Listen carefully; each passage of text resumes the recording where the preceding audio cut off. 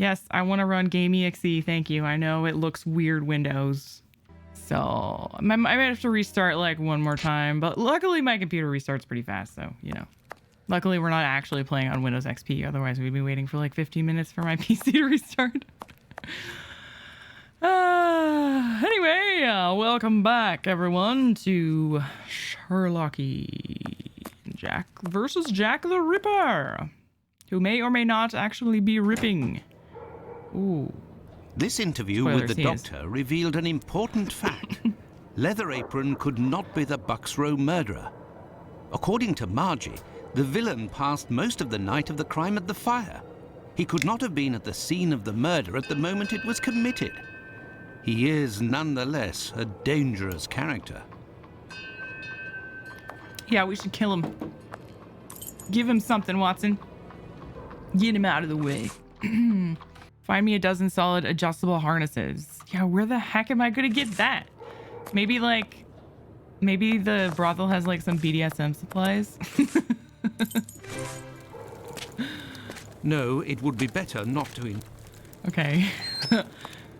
Out of the way, I don't like the look of you. Shut up. This will definitely be the answer, I'm telling you. Yes, Dr. Watson? Dang it. Thank you, Mom. No.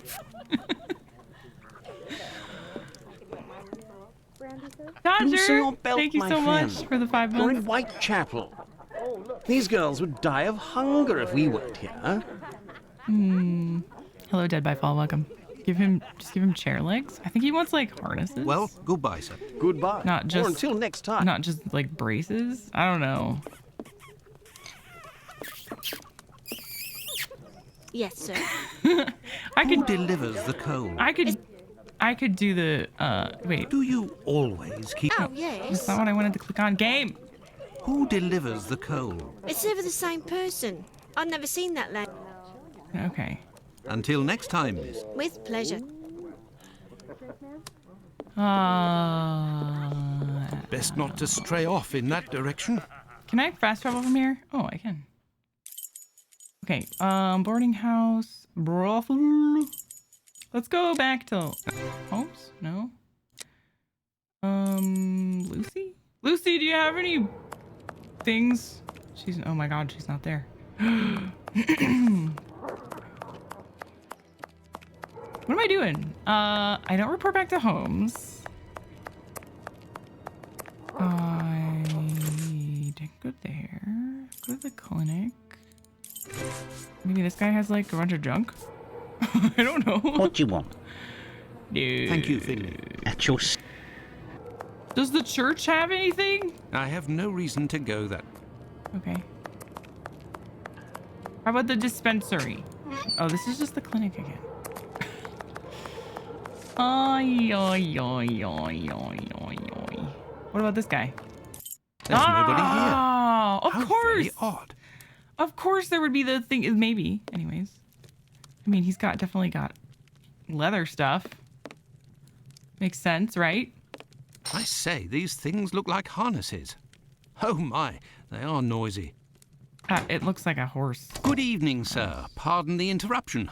The door was open. I didn't think that I would find anyone working at this hour. Good evening, sir. I didn't hear you come in. I need some harnesses. Say, those things that made noise, they are really harnesses, aren't they? Yes, horse harnesses. But I must tell you, sir, that the store is normally closed at this hour. That is why I've asked you to return tomorrow.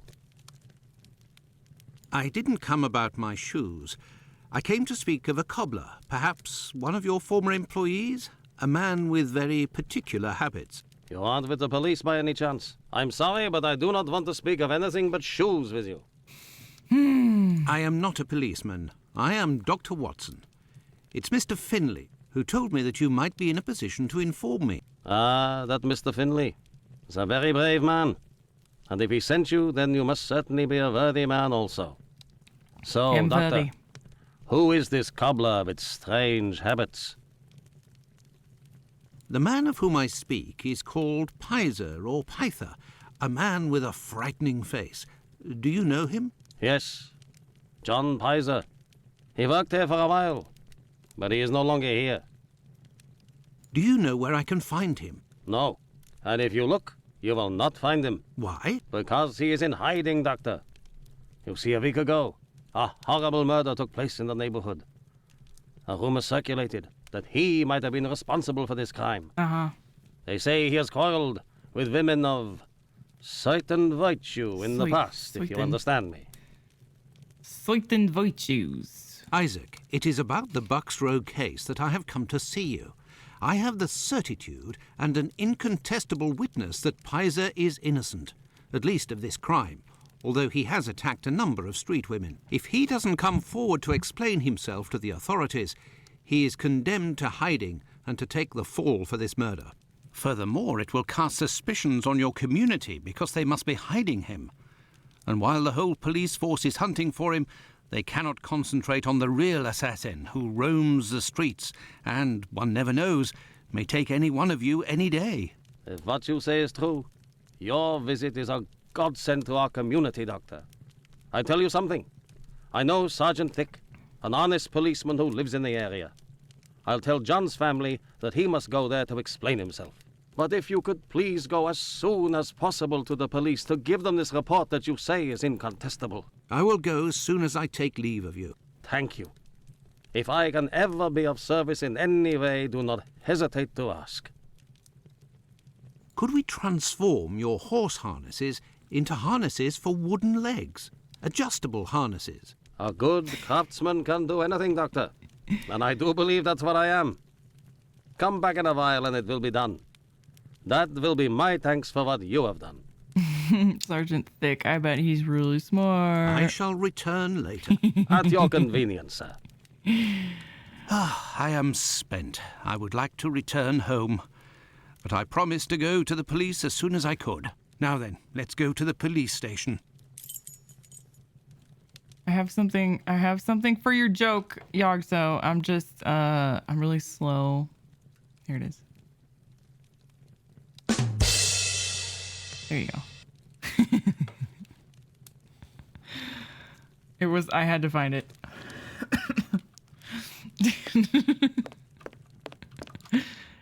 It's one of the sound alerts, but it was kind of buried like 3 pages back. All right. I guess we'll just go to the police station then and come back afterwards.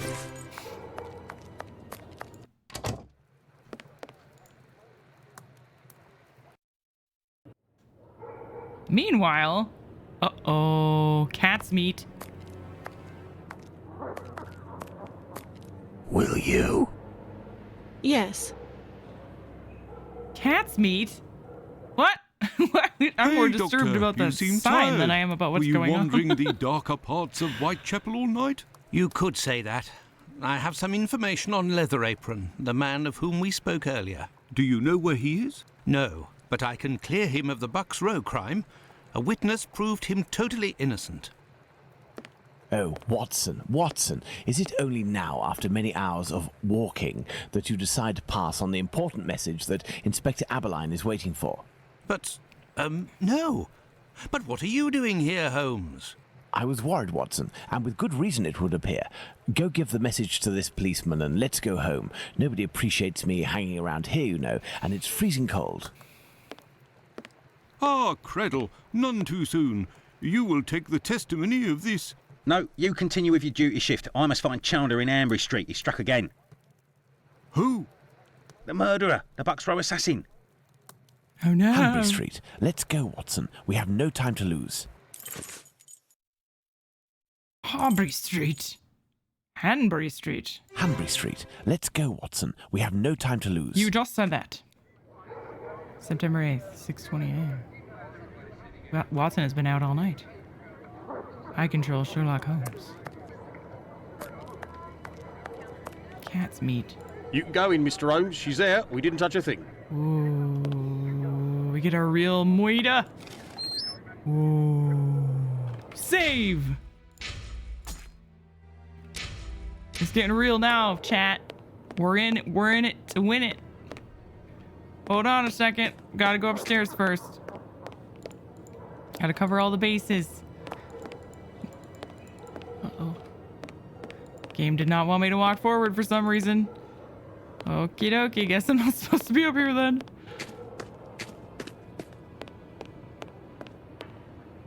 Ooh.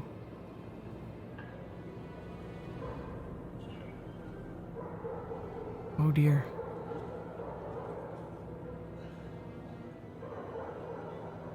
It was very good of PC Chandler to let us pass. He said no one has touched the corpse.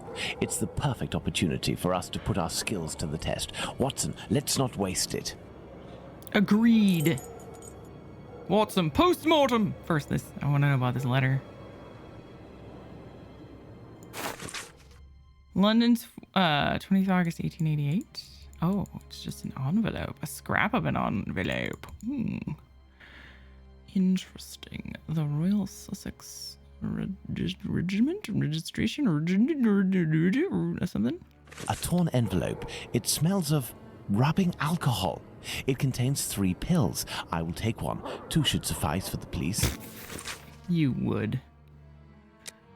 You can only find out what pills do by popping them. That is so Sherlock. The envelope is near the victim's head. We don't know. We don't know that yet. We don't know that. Okay.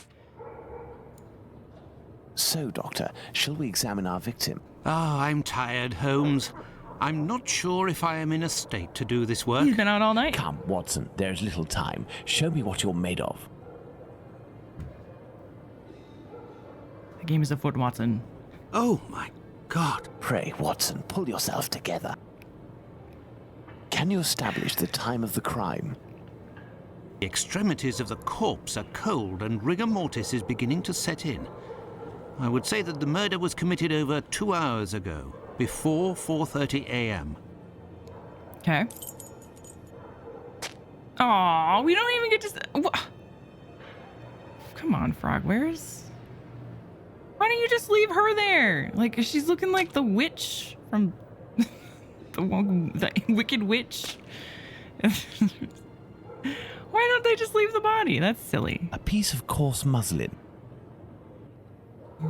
A piece of coarse muslin. Okay. 2 combs, curiously arranged. That is curious. Now let's look at the stomach, or at least what remains of it. It's dreadful, Holmes. Who could do that to someone?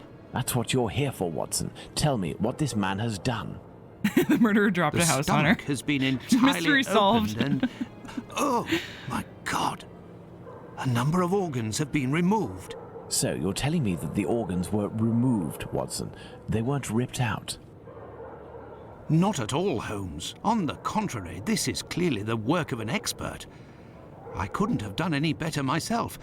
And the uterus is missing.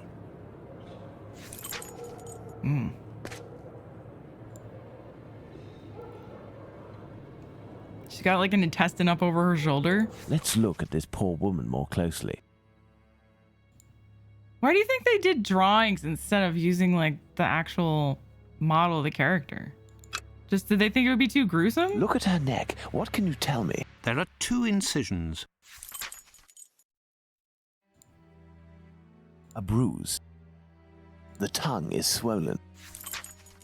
You like this? I don't like it. The victim's Weird. face appears to have bruising, wouldn't you say? Under the maxilla and cheek. There is less on the right side. Less on the right side, okay. Is that it? The tongue is swollen. Look at her neck. What can you tell me? There are 2 incisions. Start from the left, like...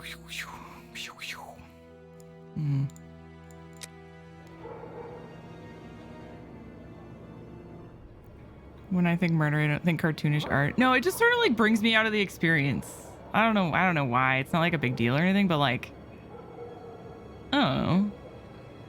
It's just kind of strange. I would rather it just be like, you know, because it's like the 2000s, so they can't make it look that gross anyway. I guess, whatever. I don't know. Her intestines are laying there. Is there anything else to clicky clocky on? I think I got everything. Maybe. Oh, There are no trails on the ground. There's no sign of a struggle.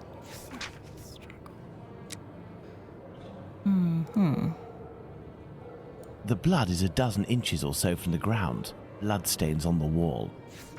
Dozen inches or so. Okay. This fence separates the courtyard from the neighbours, 27 Hanbury Street. You know what would be even better is if there was an option for it. Like if you could toggle it on and off.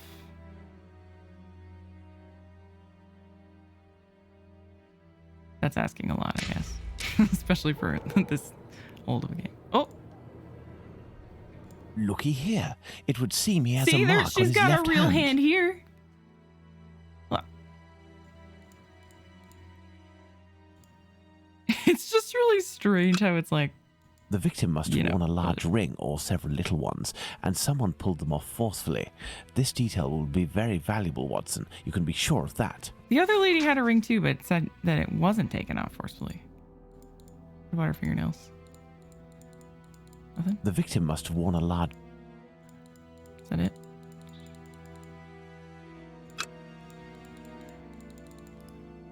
My dear Watson, now that we have found all of our clues, nothing remains but to subject them to our most likely hypotheses in order to deduce the facts.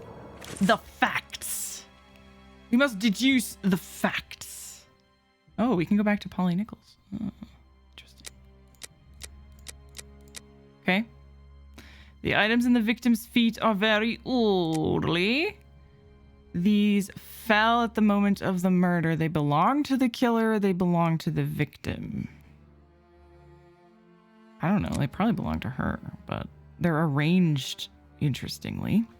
The body is cold at the extremities. A rigor mortis has barely started over 2 hours ago. Barely 2 hours ago. Well, it's 6:30, and he said, didn't he say 4:30? These are so soon. It was around 2 hours ago, he said.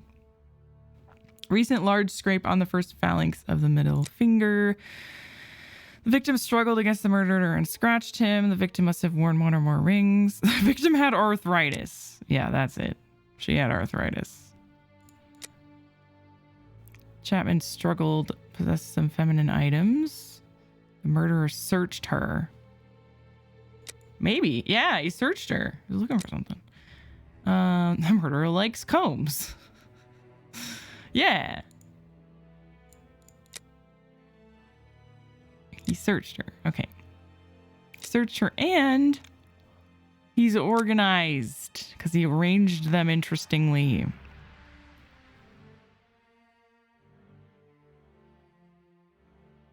Just wanted to ask how they got the real corpses into the PC game. I hope there is at least a couple real corpses. I just think it just, you know, like, I don't know. Is that weird that I wish she was like a real corpse? I don't know. The crime was committed barely 2 hours ago. Dang it. What did Watson say? I mean, I can just check what he said. It's not dialogues.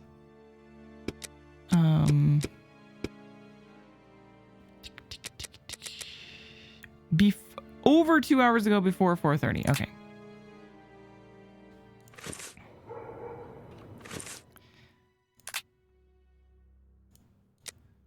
Over 2 hours ago. Before 4:30. The victim must have worn one or more rings. He took off her rings. Oh, she took off her rings. The murderer is a weak man. He stole her rings. Oh, the victim struggled against the murderer and scratched him. How is this wrong?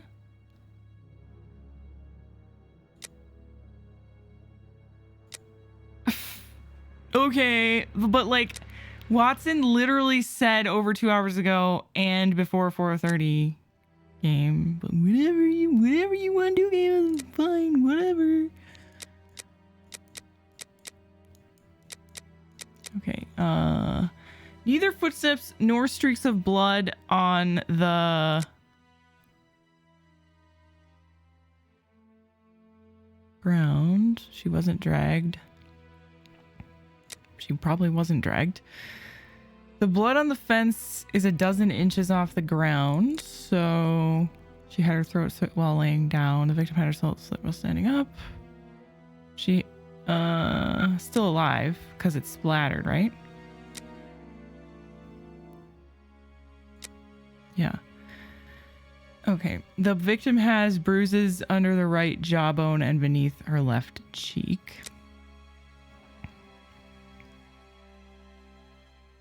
Under her right jawbone. Okay. Held him with his right hand. So it was less on the left side? Under the right jawbone and beneath the left cheek. So it would have been his left hand, I think, right? Am I picturing that right?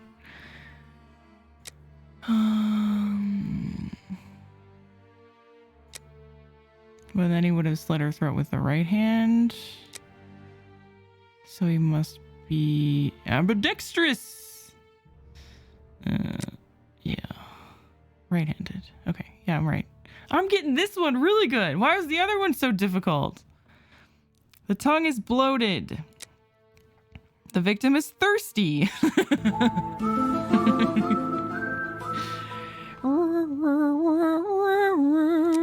I think she was thirsty. That's the problem here. She died of strangulation. She was partially strangled and then her throat slit. Cool. An envelope is near the victim's head. Brought out by the victim. Drifted near her head. The victim wanted to give the envelope to the killer. The envelope fell. It belongs to her killer. No. Fell. No.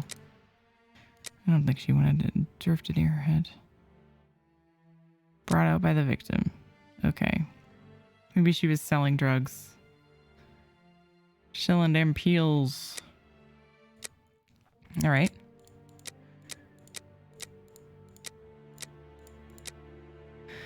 There's an incision from the right to the left going around the neck.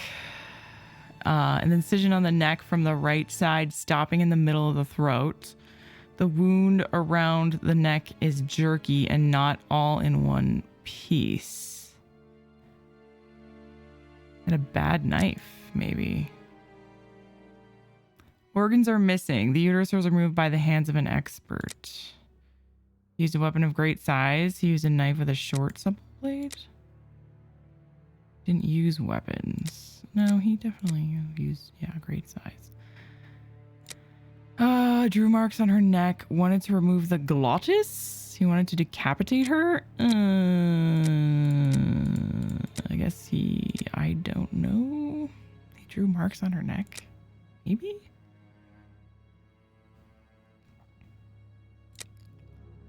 He panicked? Huh. I'm not really sure about which one this is.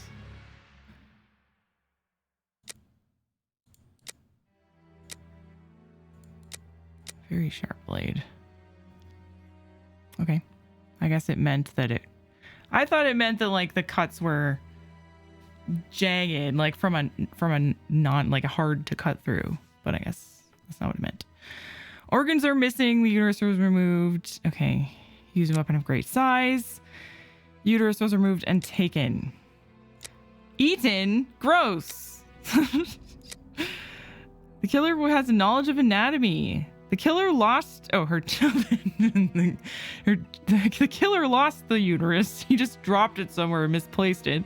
Or he went at it with a fury. No, he knows about anatomy, obviously. I hear a noise coming from the street, Watson. The authorities are arriving. It's time for us to go. True, we don't have proof. Holmes has been locked away in his room for days, always saying the same things. I'm thinking, Watson. Very good, Watson. As you wish, Watson. But I am thinking too, so much so that I can't sleep. Annie Chapman. Good Lord. That was pretty gruesome chalk drawing. My goodness, I won't be sleeping for days. Holmes examined the broken jar that belonged to Finley's tenant. I wonder what this substance is. I don't recognize the odor. Formalin, Watson. This jar contained formalin. Interesting, don't you think? I've been waiting for something for days. Just the tiniest bit of news that would make sense of this whole matter. But there's nothing, neither from the press nor the police. What's formalin? Unless Inspector Aberline is holding on to some information without realizing its importance, which is quite possible. It is time for you to return to the police station in Whitechapel, Watson. And didn't you tell me that you had a matter to take care of it? Take advantage of it to learn more about this pill and its contents. Ah, but Holmes, it's late, and spending another night in this district is hardly my idea of entertainment. I know, Doctor, but we don't have any choice. Time is against us. Take your pistol in case you run into any troublesome characters. Fine, as you wish, Holmes.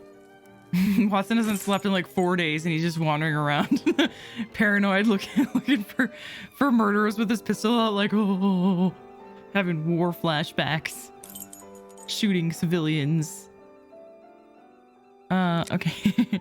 I need to go back to the cobbler shop too, because I probably can get my cool thingies now. Good evening, Mr. Solomonovich. Good evening, Doctor. What a pleasure to see you again. I need my harnesses. Have you finished converting the harnesses? Yes, just now. I got a little behind because of all the commotion. Thank you. Commotion? Don't you start. 3 days ago, the very afternoon that you passed by, there was a chase throughout the neighborhood. Hundreds of people were chasing one man, claiming he was responsible for the murders these last few days. Schmonz! It was awful. Schmonz. I hope those maniacs didn't catch him. Better the police should. Tell me, did John Pizer turn himself in to the police? Things unfolded as they should. Look in the newspaper, the Daily News from today. Oh, good. Farewell, Isaac. Goodbye, Doctor. The Whitechapel Menace. There's a good reason why, without prejudice to the case of the man who is now in custody, the public acceptance of the maniacal theory should be endorsed and encouraged. There is positive danger of the growth of any other opinion and present in Whitechapel, as we have said, the mutilation of bodies, excepting in rare cases, to further the murderer's chances of safety is foreign to the English style in crime. There is a disposition at which, therefore, to set down such atrocities to the credit of some ill-bred and ill-nourished foreigner from the lowest dens of vice in Europe. So, in Whitechapel, there was arising a murmur of ugly foreboding for some of the foreign element there. Sheer rumor of the silliest kind was beginning to take an odious precision. And there was arising in the East End a Judenhels more abhorrent than that which abroad is due to religious fanaticism. To hate the Jew for his religion, to call him misbeliever, cutthroat dog, and spit upon his Jewish gabardine. Even metaphorically is bad enough, but to call him leather apron and to imply thereby his readiness to murder women and practice anatomy with his knife upon them is the refinement of cruelty. There was reason to fear till yesterday that the tendency towards thus insulting the Jews of Whitechapel was growing amid the embarrassing perplexity as to the origin of the murders. The police have discouraged this line of suspicion by acting momentarily upon it and then proving by the release of the Jew whom they arrested that there was not a doubt of his innocence. For the happy result, we may look lightly upon the apparently ludicrous error of this arrest. Pizer, the man arrested, was found sitting quietly at home, totally undisturbed by any panic or bloodthirsty demand for that mythical personage, Leather Apron. He is said to be a poor sickly man whom it was not possible to associate with the assassin now so eagerly wanted. And the reporters seem to have found that the police might have easily also have learnt, and he had not left his house since Thursday last. Pizer, however, will probably not regret his short detention as if it has finally put a stop to these anti-Jewish suspicions. The inquest on the body of Annie Chapman was opened yesterday, but without throwing any new light on the murder. As a result of the investigations of the police into the circumstances attending the murder of Annie Chapman at Whitechapel, several men were arrested yesterday on suspicion. The arrests which were considered to be the most important were those of the Polish Jew named Pizer near the scene of the crime and of the man named Piggott at Gravesend. Pizer was released last evening, but Piggott, being considered to be insane, is to be detained under observation. There we go. Oh, okie doke. Thank you, sir. I will be on my way then after I save the game. After I save the game. Okay, so now I can go to the Doctor and give him the harnesses, which are in my inventory. and also then I can ask him about this pill, maybe. Good evening, Dr. Gibbons. Dr. Watson. Did you keep the cane we spoke of last time? I was going to sell it tomorrow, would you believe, having not heard word. Here are your harnesses, Doctor. They are top quality, I'd say. Definitely worth the price of this walking stick. Here, it's yours. Do you have any formalin here? No, definitely not. They have it in university hospitals to conserve anatomical specimens in jars. But in a little clinic like mine, we don't keep anything but bad memories. Well, farewell, Doctor. Goodbye, Dr. Watson. I must go to Miss Bella's. What are you gonna do with that needle, Doc? Oh. He's just filling prescriptions. Go to Miss Bella's. Okay. Yeah. Yeah, let's go give that guy his stupid cane back. Fix that problem. Oh.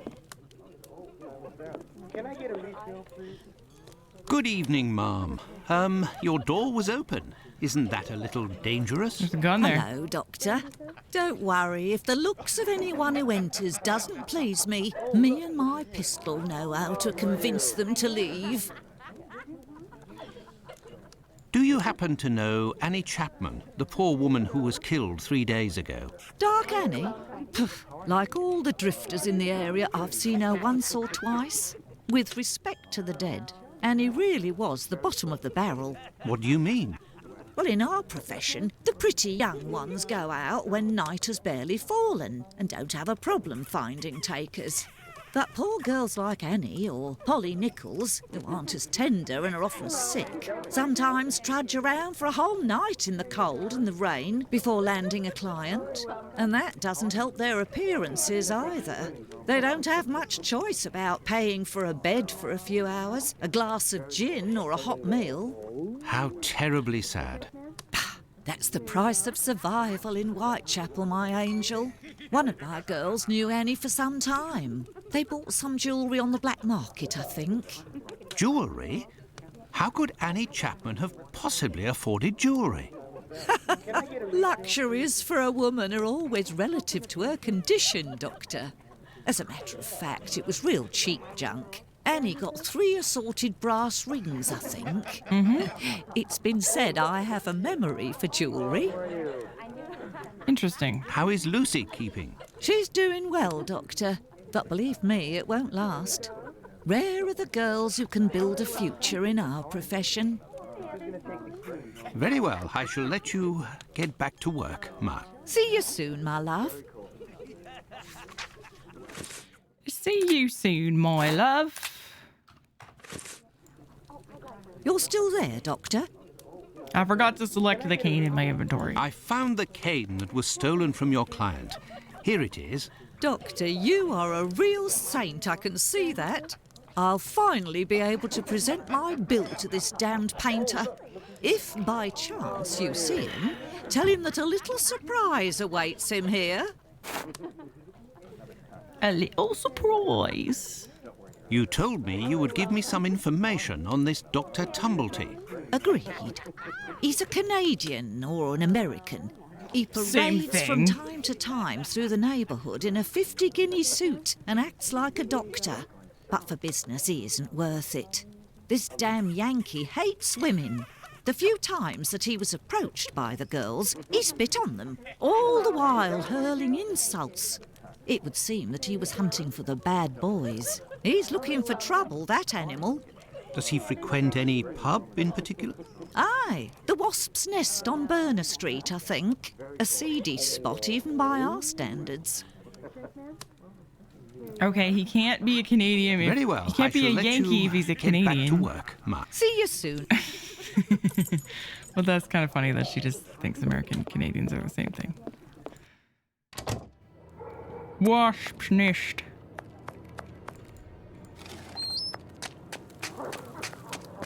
He was an American the doctor.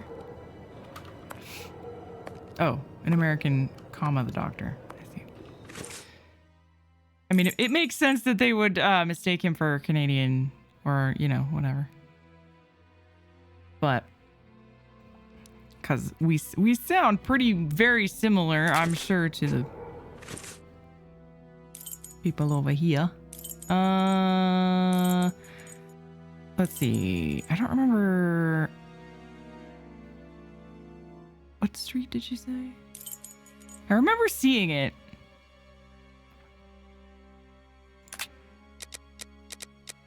Burner Street.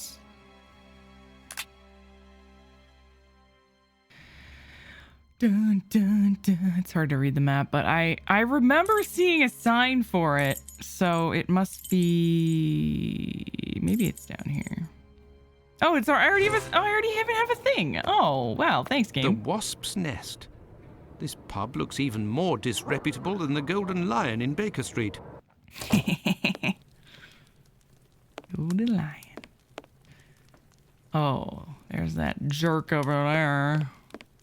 Good evening. Would you happen to have seen a Dr. Tumblety? A man of a certain age dressed in a flamboyant manner. If you're looking for some company, Gov, you've come to the wrong place. Me? I'm just here to pour. I don't care who you is. I knows nothing, and I don't care neither. I knows nothing. I don't cares neither. What are you? Good evening, sir. It'll be the coup of my career, Governor said. Ha!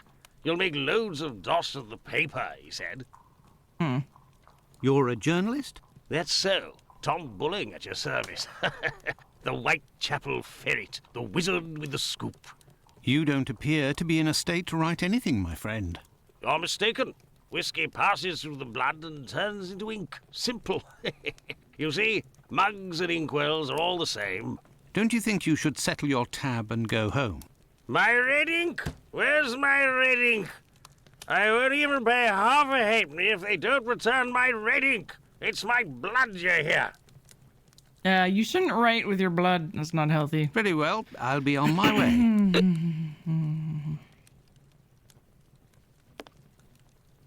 Greetings, my good man. Could I have a pint? Take that as a yes. Here, Gov. I've been told that Dr. Tumblety might be found around here. Is that so? I don't do a roll call of all the drunkards here. I've got my hands full just making sure I get their money. Don't people pay when they order? Nah, look at that little scribbler there. Completely dead drunk. Tonight's tally is about as long as his arm. If he skips out, I'll be in for a guinea almost. Yoicks. Goodbye, my friend. Oi, that's it. What did I do? I think I prepaid. Good evening, sir. Well, I know you. Why, we met at Miss Poolman's the other day. So you've come to slum it in Whitechapel, eh? Do you know Dr. Tumblety? A Canadian or American chap. Quite an extravagant dresser. Frequents this pub now and then. Are you intimate? No. What do you mean by that? Oh, nothing. Nothing at all. I just wanted to prove my discretion concerning this man. In so much and so far as I know him. You wouldn't like it if one day the tables were turned and everyone was talking about why you were in the borough. Isn't that so? As it happens, I saw Miss Poolman recently. She told me that she couldn't wait to see you again.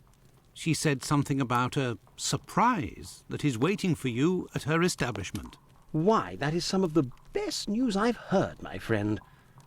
As thanks, I would like to let you in on a secret.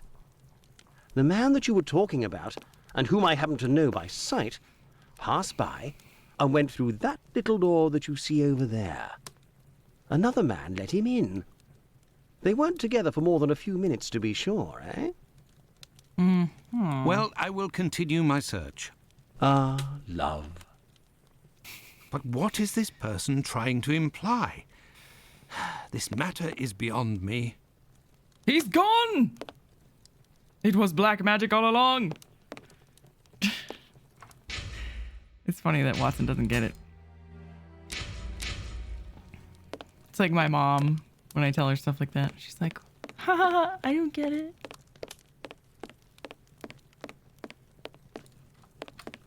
All right, can I just go in here? He's gonna get mad, right? Hey, Yeah. you can't go in there. It's private. Got it? He's private, got it. Fine. How about I distract you with the... This is the sink where the barmaid puts the glasses to soak. Look, red ink. What's that doing here? The bottle is closed. There must still be some ink inside, and it looks like a glass. The barmaid must have put ink into the sink by mistake. Right. Do I get in your way? Me? If you'll excuse me, sir. Okay, let's give him his ink back. You're the best. The boss told me. My red ink. Where's she be? Oh, Very well, I'll be on my... that hick noise is so loud. Here you go. Maybe I should give him the drugs also. You're the best. The boss told me. My red ink. I found your red ink, my friend. You should settle up and head home. Thank you, my friend. Thank you. The spring-heeled phantom will be revived. Clearing out the bar single-handedly. Gav? Here you go. It's on the journalist, my friend. I owe you one. The next one is on me. What'll it be? Nothing, thanks. But I may need your help. Listen, my friend. I would like you to let me in the door over there. You're a bobby. A peeler? Absolutely not, my friend. I am a doctor. Fine. I owe you this at least. There's a bloke behind that door there. No pity Bluto. Let's just say he wants to lay low for a moment. So I don't think he'll be opening the door just now. Unless... Tell him you have word from Squibby. They'll open the door. But who can say what'll happen when the door closes? Listen, my friend. Oops. Dang it.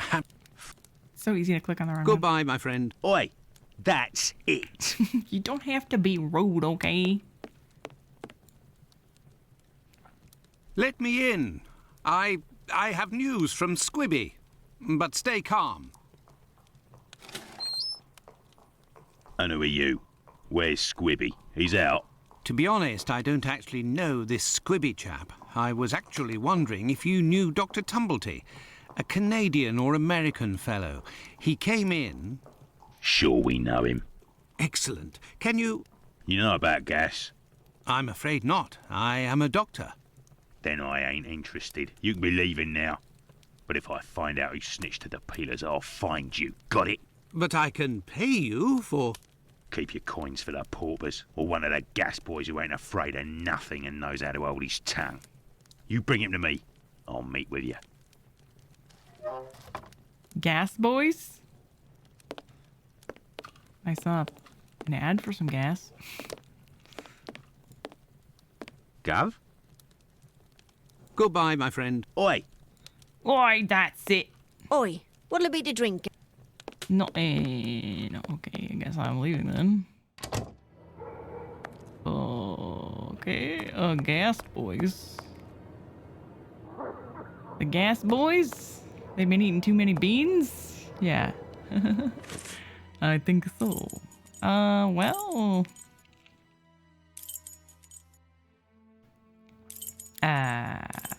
police station? There we go. Good evening. I hope I'm not disturbing you. Not at all, Doctor. This man, Mr. Richardson, is a witness to the horrid affair at 29 Hanbury Street, the murder of Annie Chapman. We are discussing the relevance of his testimony. You're probably not in a position to discuss it with me, but I would like to know more about what you call the relevance of this young man's testimony. Oh, there's no secrecy. It's simply that the testimony given by Mr. Richardson doesn't match the time of death given by the coroner, Dr. Phillips. What was the time of death, according to him? Before 4:30 in the morning. My conclusions were the same. Were there any other conflicting testimonies? Well, 2 other witnesses summoned at the preliminary inquest gave testimony, but in these cases too, the times don't match. Do you remember what it was they said? I didn't question them myself. A colleague of mine took down their statements on paper, but on deciding they were of little use, he tore them up and threw them in the bin. There's no point in being bogged down with useless paperwork. I will take my leave, Humphreys. Goodbye, Doctor. Goodbye, Doctor. Here are the ripped statements. I can piece them together again. Good Lord.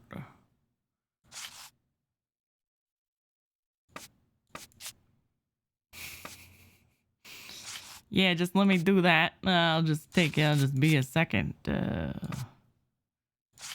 No problem.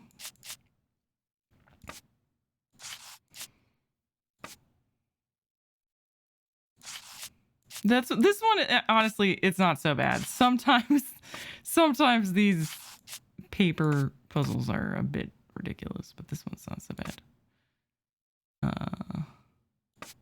That can't be right. Oh, wait. Oh, it's probably this way. Right? Is it sideways? Probably.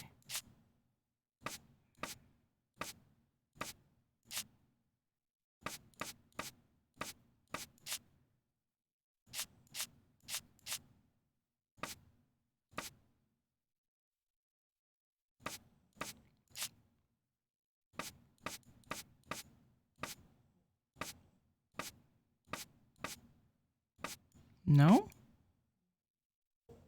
That definitely fits there. I guess it could be the other way. Okay, if I could just get like the top or something, then I could figure it out. Pretty easy. Testimony. The testimony. Testimony. Okay. Oh. Okay. I thought it wasn't gonna be that bad. Oh, there we go. No? What?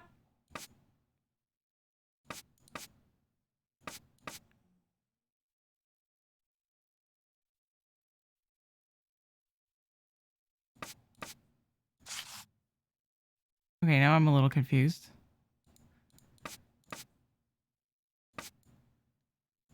Does it fit better if I put it on this side? No.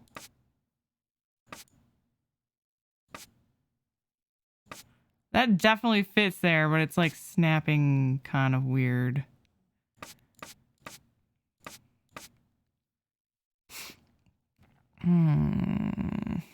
Yeah, there's two upper right corners. Weird.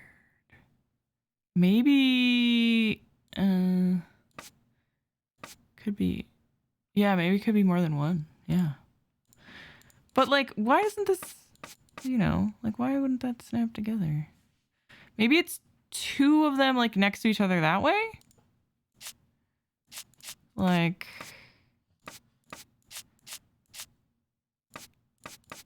to go like this? Ah, okay. Yeah, it is more than one. Okay, I think it's, yeah. I think it goes like this. That be why. Yes. Testimony of Kadosh. And then I'll just put, that could be there, this could be here, this could be here. Testimony of Leon. Oop. And oh, Jesus. Stop shooting me, chat.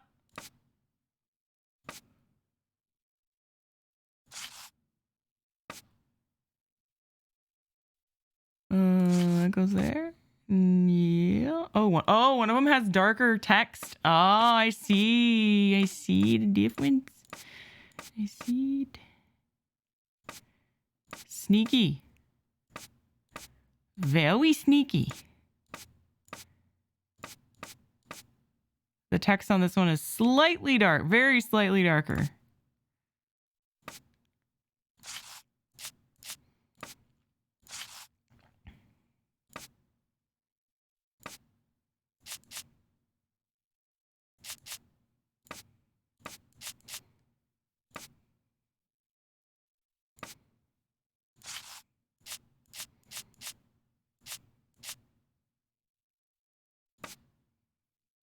Mm-hmm.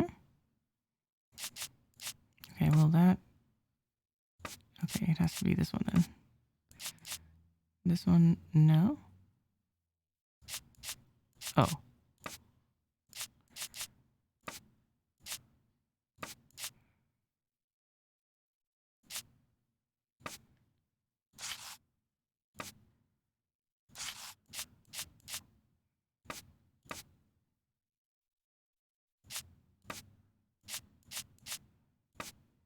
There we go. We're getting there.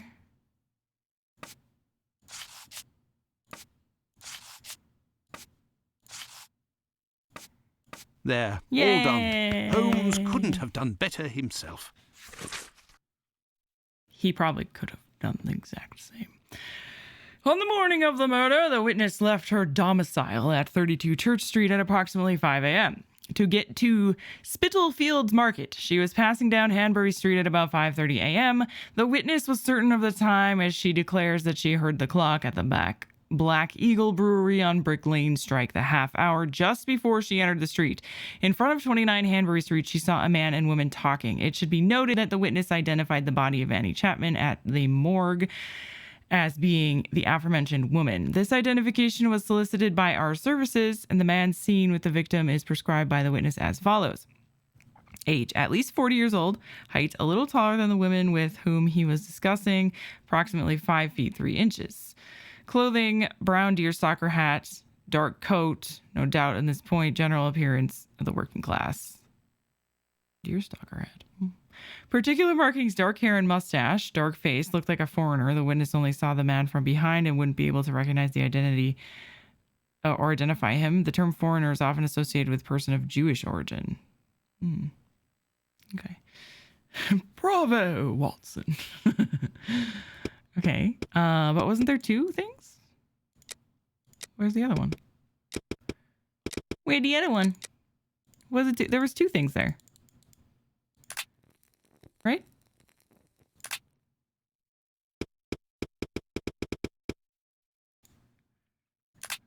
Okay. Whatever. Oh, there it is. The testimony of A. Kadosh. The witness resides at 27 Hanbury Street, the building adjoining number 29 of the same street, and the 2 respective backyards are separated by a wooden fence, tall and thin. On the morning of the murder, the witness got up at 5:15 a.m. and went into the yard, where the latrine was. It was then 5:20 a.m. On going back into the house, the witness heard voices from behind the fence coming from number 29. The only word that he understood was no. He went into the building again but returned to the yard approximately 4 minutes later, whereupon he heard a noise as if something fell against the fence. He then departed for work. When he passed the front of the Spitalfields Church, it was approximately 5:32 a.m. Okay.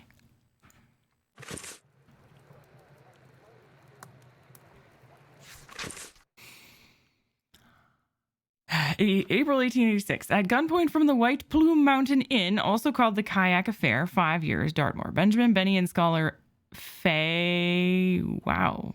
Okay. Fagay, 46. Houndsditch, falsifying bank records, using false bank records, misappropriation of funds to the detriment of the Royal Bank of London.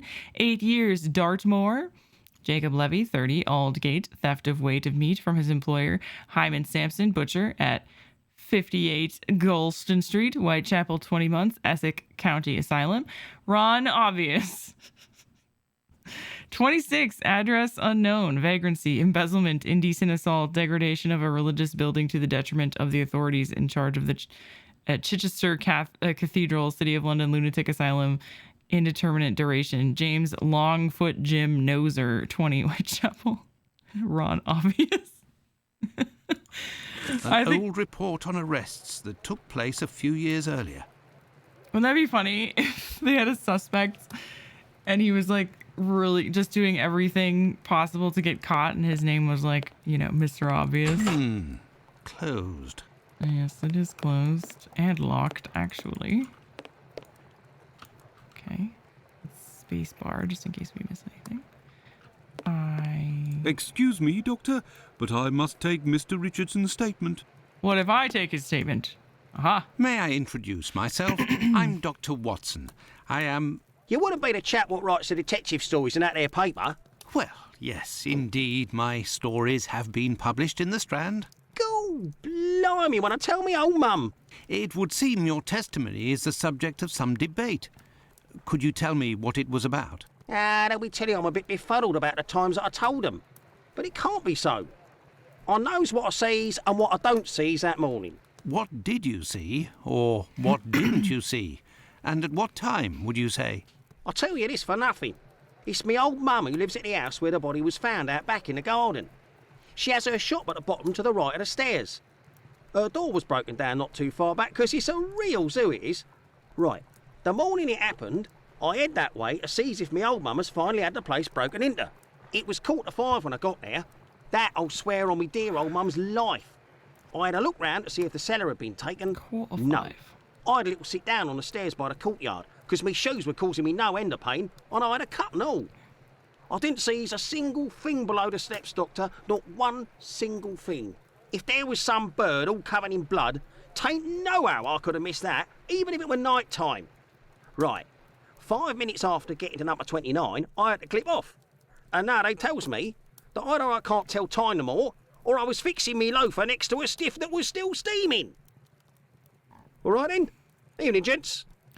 Okay, so he's saying that the murder had to have taken place after 5, and Watson's time of death on the postmortem was before 4, right? Yes, Doctor? Murders. So, how far along are the investigations into these 2 recent murders? Everyone around here believes both crimes were committed by the same man. But as for the Hanbury Street and Bucks Row crimes, nobody has heard or seen a thing. By the way, have you heard of a Dr. Tumblety? No. Is it important? Yes. Well, no, maybe. Actually, I don't know. I have heard about this man, his frequent nocturnal outings and bizarre behaviour. What does this chap look like, Doctor? And where can we find him? The last I heard was that he was staying at Finley's place, the man who was looking for me a few days ago. It would greatly assist us if you could ask Finley what your strange associate looks like. We could then see if the description matches any witness accounts. I will take my leave, Humphreys. Goodbye, Okay. Doctor. His voice line gets cut off there every time. Goodbye, doctor. All right, so we go back to Finley, who is at the boarding house, right? Oh, There's a strong smell of gas. It seems to be coming from the abandoned building. Good evening, Finley. How are you? Oh, good evening, Doctor. So. And you? It smells of gas here. You might Gas say, man. Doctor, without wanting to speak ill of the force, I have to wonder if the police are up to something. What do you mean? Well, I was outside yesterday evening when the light went out at my place, and a gas smell came from the abandoned building across from my place. And a minute later, the police arrived and was snooping all around like it was them who hit the gas before arriving. huh. Interesting. Have things sorted themselves out with your strange tenant? Don't talk about it, Doctor. That man is truly bizarre. He goes to the most sordid locations once night falls. 3 days ago, my wife told me she saw him come in with blood-stained clothes and a fearsome look. All right, that's it. We gotta search his place. Interesting. What does he look like, and how old is he? Oh, he's my age, give or take, so the other side of 50. He's always dressed in a striking manner with an American hat. He's big, close to 5'11", I'd say. He has a strange voice, not just his accent, see, his voice. Okay. I thought he was wearing a deerstalker hat. That's not an. That's not an American hat? Very well. Or is Goodbye was for somebody now, else Finley. wearing the deerstalker Goodbye, hat? Doctor. Now then, let's go to the police station. I want to search the abandoned building, Watson. There's something there. Oh, There is a strong smell of gas. It seems to be coming from the abandoned building. it has an interior. We're definitely going to be able to go there. Eventually, I bet. Yes, Doctor. Tumblety is a man around 5'11", about 55 years old, extravagantly dressed and with a rather distinctive voice. He boards at Finley's. You should know where that is, as the police were there only yesterday. Their arrival coincided with a strange gas leak. Ah, yes, I know where you mean. Indeed, there was an odd affair with the gas. It was rather unsettling. We were searching for a well-known scoundrel who was ratted out by Squibby, the chap we followed and saved from the pack a few days ago. This Squibby? thug, no pity Bluto, must have been in the abandoned building in question. But there was no sign of him when we arrived. Furthermore, an inspector said that, given the smell, the thingamabob that supplies gas to the building was probably damaged. Thingy-my-bob. So we took no risks and were called away somewhere else. Aha. I see. I will take my leave, Humphreys. Goodbye, Doctor. So that's why that guy was looking for a gas man. Okay. Do you want me to go back there now again, or what do you want me to do now? Anything else, Doctor? Very well. Goodbye. I guess not. You don't want to go in now, do you? No. Well, all right. What we do. I still have these pills. What am I supposed to do with the pills? Maybe I go to the wasp's nest? No, it would be better. Gov? Goodbye, my friend. Oi! Oh, that's it. Do I go back to Baker Street? No. Maybe the clinic? Maybe the other doctor will be here or something? No. Yes, Doctor? Well, farewell, Doctor. Goodbye, Doctor.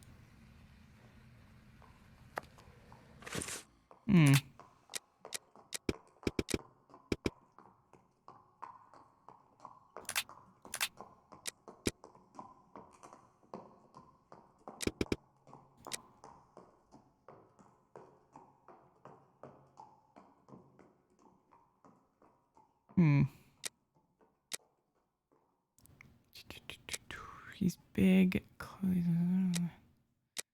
Okay, maybe I'm just supposed to be looking for this guy at random locations.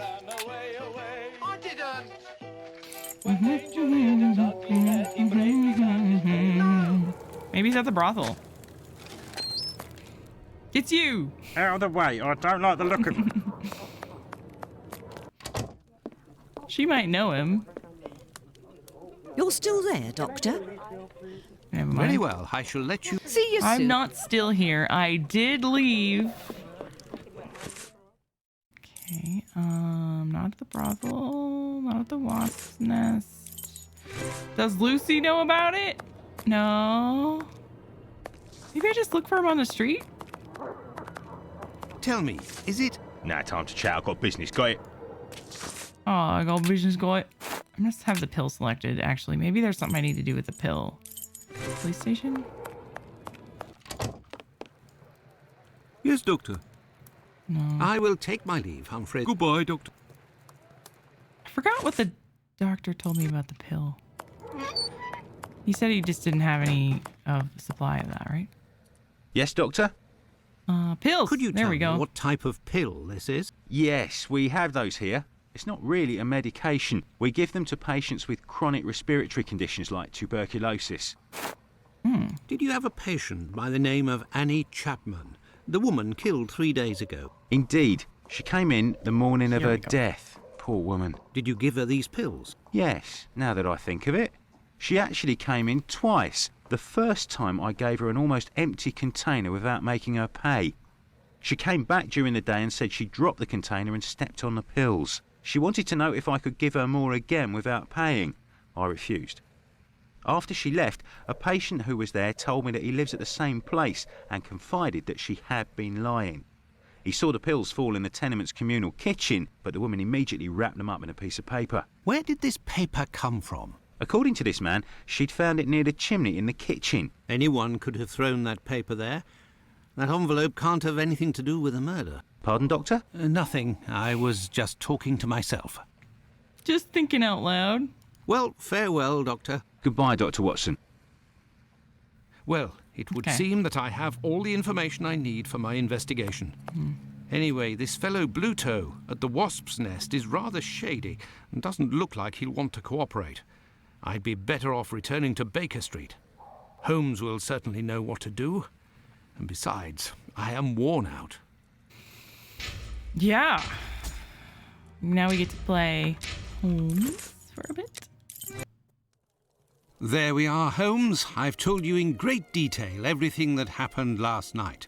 Excellent work, Watson. We shall now be prepared to answer a few questions about the horrible murder in Hanbury Street. Do you think we are now in a position to find out the identity of the murderer of these two women? No, I don't think so. It's outside of our scope and not our responsibility. As much as you've done for Leather Apron and the affair with the pills, our mission is to help the police by ensuring that they don't get caught up following false leads and to point them in the right direction. Let us start from what we know with some certitude. As you have just said, it is almost certain that the same person killed the Bucks Row and Hanbury Street victims. The reasons to assume as much are numerous, and I shan't elaborate here. What do these two victims have in common? They're women. They have the same profession. It's true, these two women were in the same profession, but... Indeed, Watson. These two women were both prostitutes. That is of vital importance, Watson. My memory from your examination of the scene is rather hazy. Didn't you say something about the killer's frame of mind? I was talking about the victim's possessions that were placed on the ground and the rings missing from Annie Chapman's fingers. This killer is a cunning predator, comes from a rather humble background, and shows steely self-control in carrying out the murders. Something is puzzling me, Holmes. Richardson's testimony contradicts the time of death given by Dr. Phillips, which also matches my own, 4:30 a.m. And yes, we shall confirm that, Watson, and attempt to determine the precise time of death. In order to do that, we will need to place everyone involved on a timeline. Only after that will we be able to place the knife symbolizing our killer. Okay. Let's look at our timeline, Watson. I will look at the timeline, Watson. Okay, determining the exact time of Annie Chapman's murder at Hanbury Street. We arrived at 6. What? Hey, what? That's not where I want. Can I not move that? We left the station at 6. Oops, what? What were you gonna say? We left the station at 6 o'clock, and it took us 20 minutes to arrive at Hanbury Street. Okay, so 6:20. Our arrival at the scene occurred at around 6:20. Given the distance separating the two locations, we can deduce that the corpse wasn't discovered after 6 o'clock, and therefore that the murder must have been committed before. Yeah, we already knew that. What is this? Gunpoint from the White Plume. Benjamin Benny. Why is this here?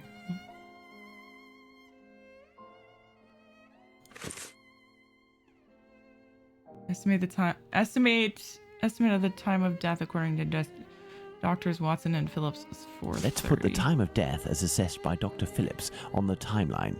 And Dr. Watson. The assessment of the time of the murder given by Dr. Phillips and yourself, Watson, 4:30 a.m. Right.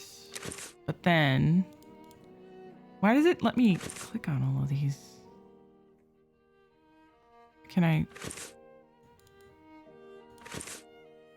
It's just opening my inventory. It's a little weird.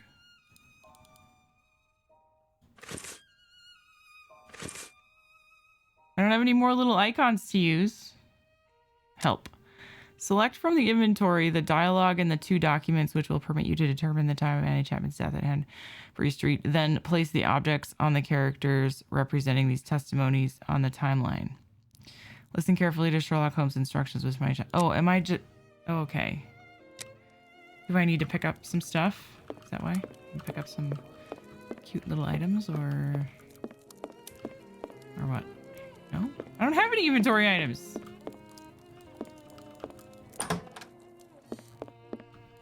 Yeah.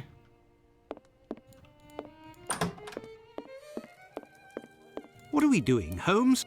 I don't know. Okay, maybe I can click on... What?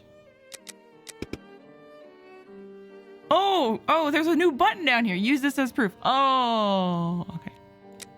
Yeah. Okay. Is this where he tells me... this one. Brothel. No.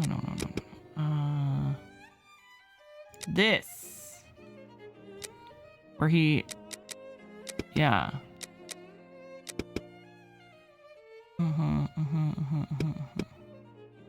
Here. Testimony. Richardson's testimony.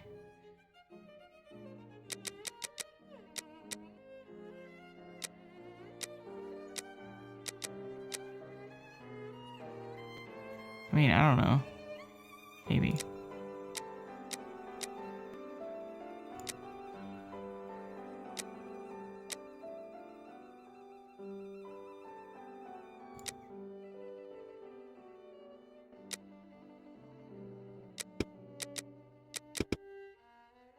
This is Watson's...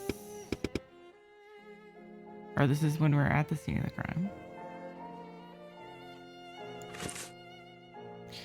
Okay, Richardson leaves his mother's place. Now, let's put the Richardsons' arrival and departure times on the timeline. Oh, I have to... Okay. So, let's see. He says his arrival and departure time. So, he... It was 4:45 when I got there. So, 4:45... Okay, 4:45 when he got there. Oh, Richardson leaves his mother's place. Oh. Okay.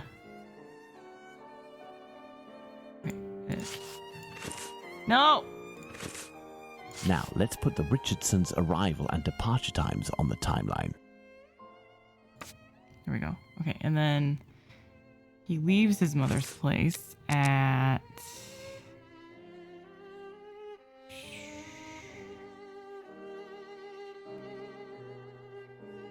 Sit down in the courtyard.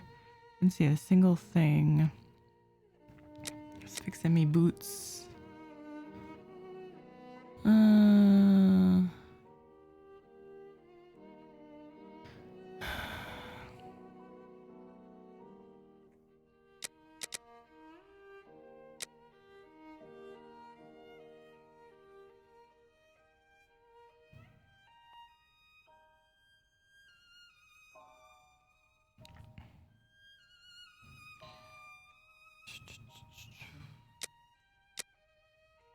Oh, was there someday? Right, 5 minutes after getting there, I had to clip off. Okay. So 4:50.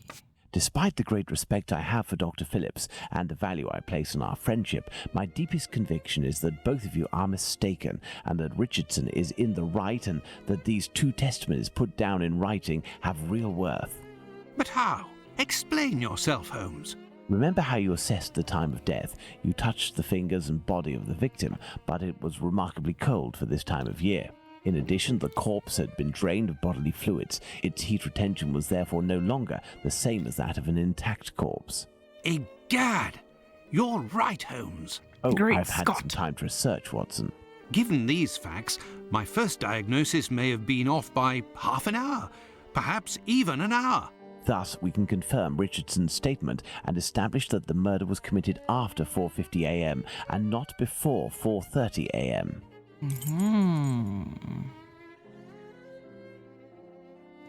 All right. Oops, is that the right one? Okay.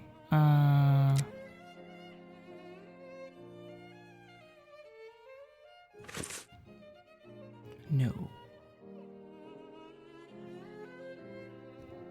Are we done? Does it need me to do anything with these? I don't know.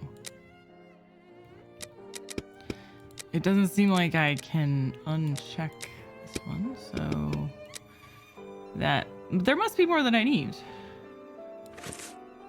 Right? It really wants me to use this thing.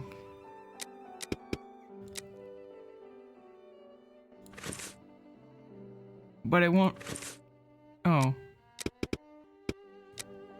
Can we use the testimonies?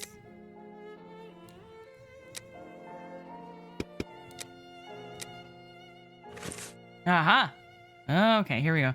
Miss Long sees a woman speaking to a man near 29 Hanbury Street. Okay. She was passing down Hanbury Street at about 5:30. Now, for the most important part, the testimony of Miss Long. She claims to have seen a woman speaking to a man near 29 Hanbury Street sometime around... What time, Watson? 5:30. Let us assume, therefore, that Miss Long's testimony is, as is most certainly the case, true. She places her meeting with the victim at around 5:30, claiming to have heard a clock chime on the half hour at the moment when she enters the street. Thank you for the raid, Vadim. Let it. Welcome, friends. Welcome. We are currently trying to find out the timeline of the murder. Now we need Mr. Kadosh. He's in his garden for a few minutes. Then he goes back in, hears voices. Mr. Kadosh. Let's see. On the morning of the murder, the witness got up at 5:15, went into the yard where the latrine was. It was then 5:20. On going back into the house, the witness heard voices from behind the fence. He overheard the word no. He went into the building again, returned to the yard approximately 4 minutes later, whereupon he heard a noise. Okay, so around 5:24. Our next witness is Albert Kadosh. Nope.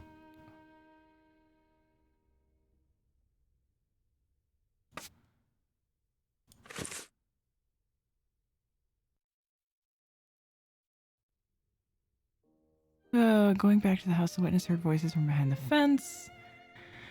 He went into the building again and returned to the yard 4 minutes later, where he heard a noise as if something fell. He then departed, and when he passed the church, it was 5. Does it want me to do 5:32? What? What?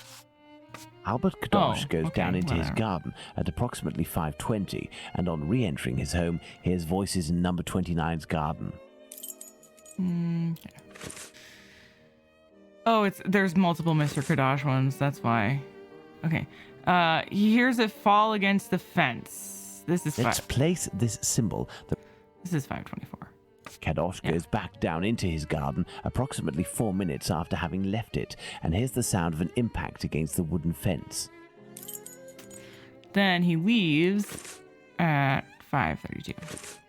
Let's place this symbol. Kadosh leaves the garden, enters his house, then leaves for work, seeing the clock on the Spitalfields church showing 5:32. Excellent, Watson. All our people are now in place.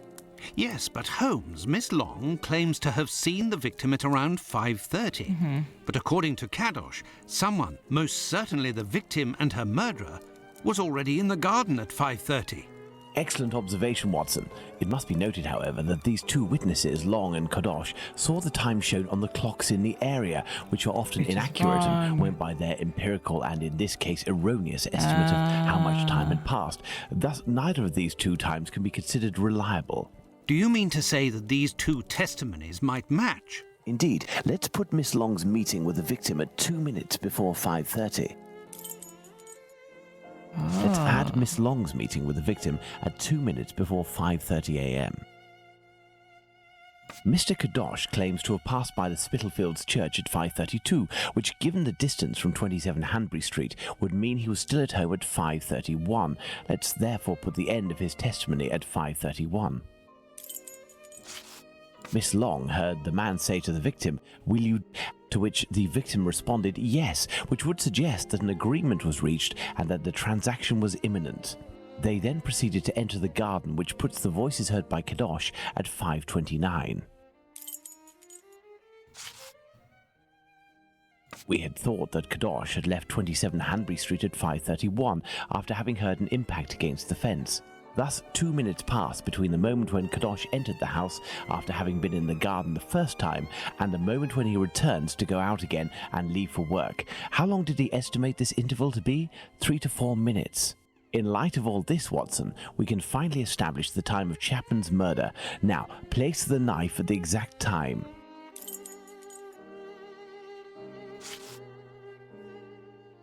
Sometime after this?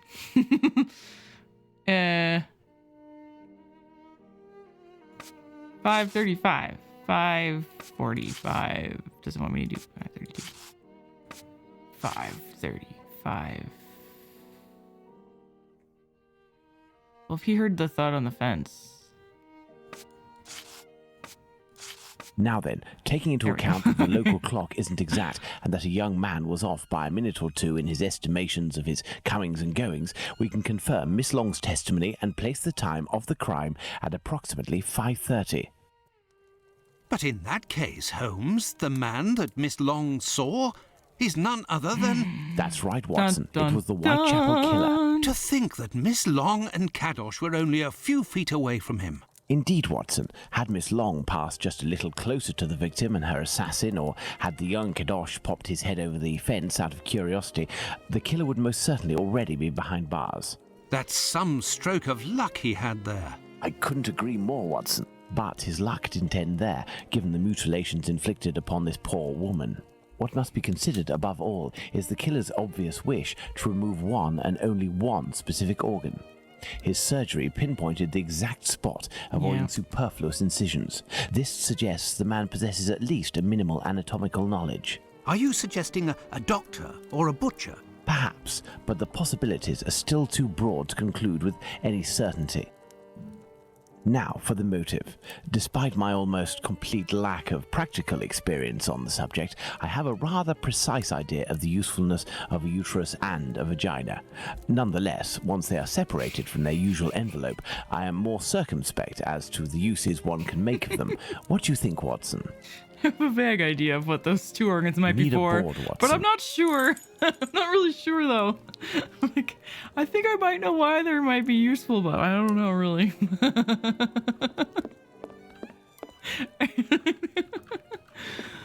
Oh my God. All right. What could be the motives? Specimen for a sole purpose of study? Probably not. Cannibalism. Thank you, Naja.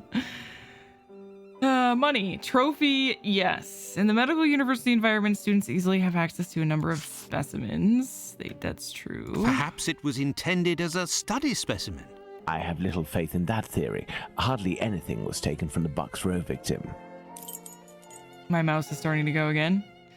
No indication would suggest any type of ritual. Black magic? Watson, this line of investigation is far too vague. We don't have a single clue in support of such a motive. We can eliminate this hypothesis. I would like to point out how Sherlock said vague the same way as me. Just saying, chat. I'm just saying, pronounce it exactly the same way as me. So, you know, just saying. Dementia can push me to commit incredibly vile acts.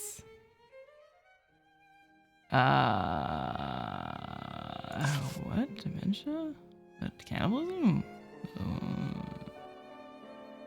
Holmes, what if it was Cannibalism.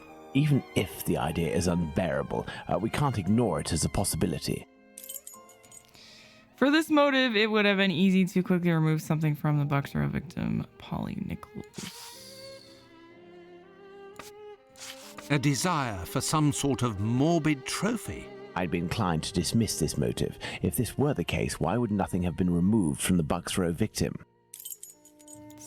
Supply human organ trafficking. Money, quite simply. Even if this motive seems incongruous, we're in no position to deny or affirm it until we know whether a market for human organs exists.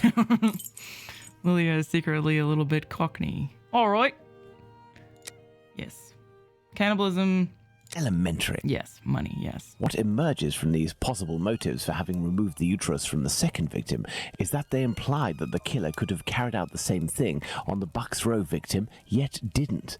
This brings us to a terrible conclusion. Our killer has evolved in the space of only a few days, and if that's the case, had he already struck before the first murder to which we attribute him? And if the killer strikes again, what atrocity awaits his next victim? We have to stop him, Holmes. We shall do our best. This recent business of jars filled with formalin and of the American doctor might be a lead. Watson, inquire among medical circles to ascertain if there is a black market for human organs. The chances are slim, but this must be pursued. Very well. What about you, Holmes? I will send word to Inspector Aberline regarding our recent conclusions. I should also like to become a gas man and pay a visit to Bluto at the Wasp's Nest. Understood, Holmes. I think one of my old university colleagues who works at the London hospital will be able to help me. I shall write him a note at once. He should be able to see me during the day. Afterwards, shall we meet here? Yes, Watson. See you later, and good luck. I must get to the London hospital, where my old university colleague works. Oh. All right. Well, first, I'm going to restart my computer and go to the bathroom as well. I can do it. Okay. I'm back. Hello. You want to run this? Yes. I want to run the game. Thank you.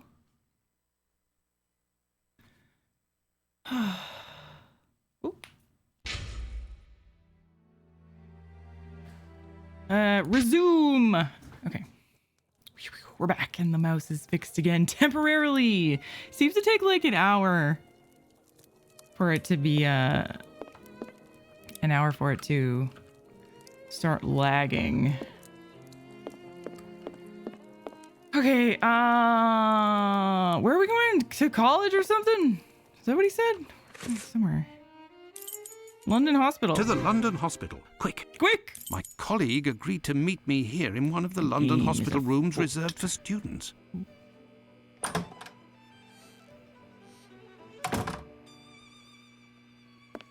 Ah, John, you're there already.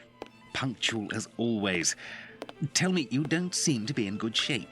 Is it possible that your recent marriage is making you this morose? Ah, you know me well, Andrew. No, it's a strange and terrible affair that concerns me. Have you read my note? Yes, I admit that I was surprised. It just so happens that I, too, was asking questions about our morgue. What do you think? Have you heard of any organ trafficking within? No, John. No doubt there exists some exchange between colleagues. Not quite legal, of course, but nothing that can qualify as trafficking. Since the Anatomy Act of 1832, which permitted the use of unclaimed corpses for science, the black market trade was definitely halted. There are sufficient subjects available for all practitioners and students. Of this I can confirm. Well, organ trafficking as a lucrative trade is out of the question. Then what is troubling you with the morgue? You are talking about trafficking organs, but I suspect there is trade in whole bodies. What? What do you mean to say? Cadavers? Whole bodies are disappearing? Well, it's confidential, but I know of your discretion and your friendship with the famous Sherlock Holmes. I can tell you that a few corpses have recently disappeared from the hospital morgue. Cadavers that were intended for dissection. That is to say, not claimed, poor unknown people. It's gross. If a single corpse had disappeared, it might have been a bad joke. There are many students who pass through here. It's even a meeting spot. For the majority, they are here to work. A few come here in secret to practice. It also happens that instruments or organs go missing. Nothing alarming, but so many corpses. It's very troubling. Indeed. But the hospital doctors aren't doing anything? No. That is to say, they would prefer not to call the police at this point. An investigation would no doubt result in the suspension of authorizations for the use of unclaimed corpses. Do you think that you could intercede on our behalf with Sherlock Holmes to clear up this situation? Which corpses are missing? I don't know exactly, but I can make an exact list if you would like to wait here for a few minutes. Feel free to look around the room while you wait. It'll bring back memories. Thank you, Andrew. Okay. Oh. The last lesson must have been about the human heart. And for a class of beginners, I expect, as this diagram is rather rudimentary. I think they forgot to put like a board on here and just drew on the wood. Or they should probably put like a, you know, a piece of paper or something. Whatever. This wheel won't roll despite all of the added grease.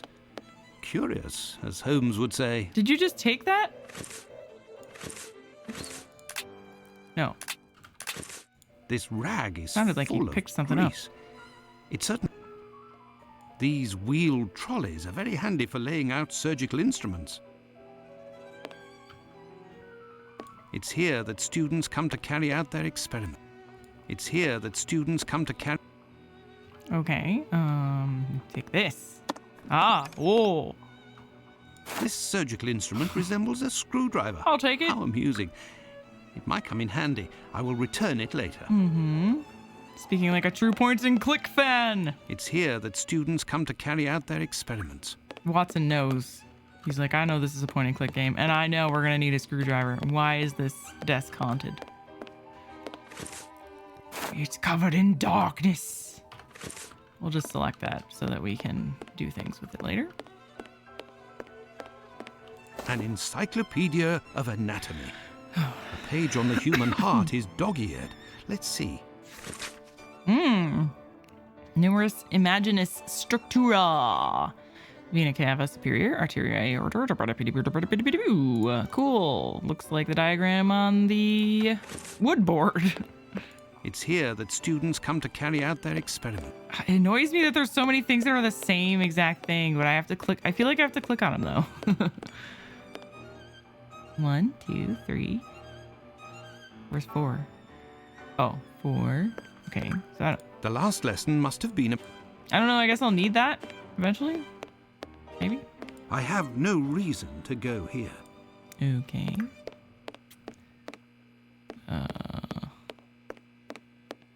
I am missing some information.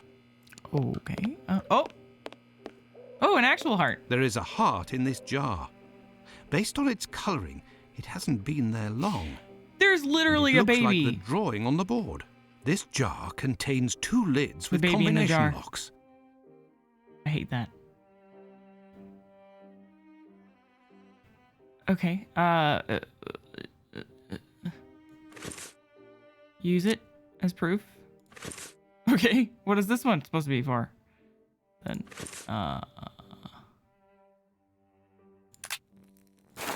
use that. Can I use the dialogues? I don't know. What do you want with this one? Is this? I haven't found something yet, huh?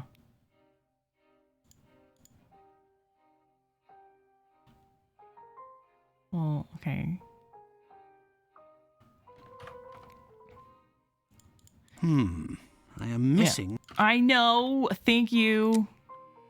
Okay, there must be something else I didn't click on. The space bar around everywhere. Space bar.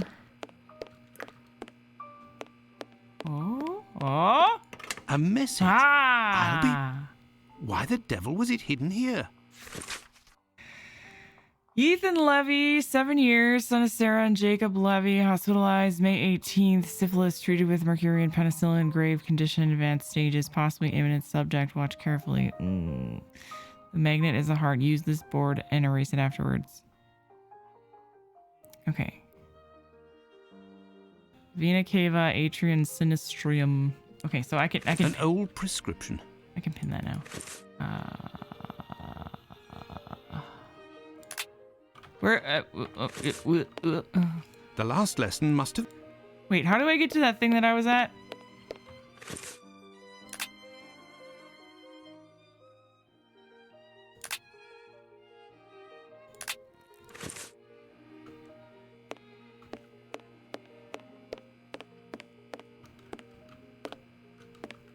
There is a heart in this jar. This jar contains 2 lids with...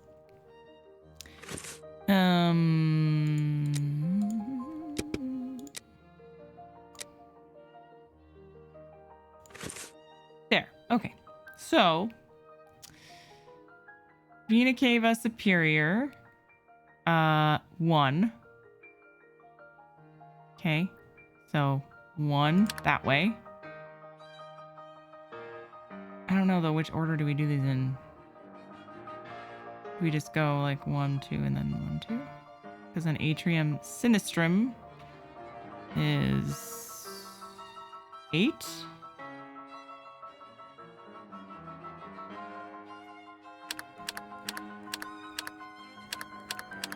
Maybe I have to go to the 8 though? I don't know, I'll just try this first. Okay, Velva aorta is this. That's 5.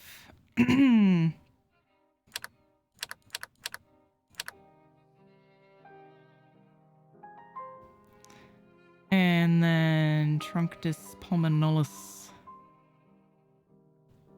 This one. 2, I believe.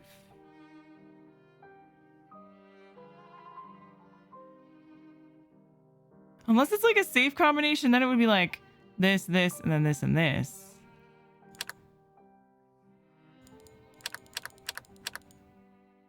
Okay, hold on.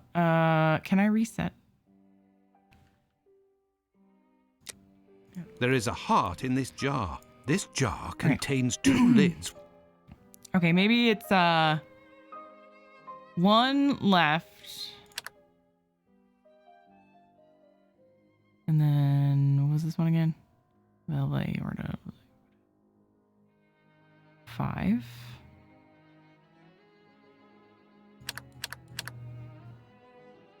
To the 5?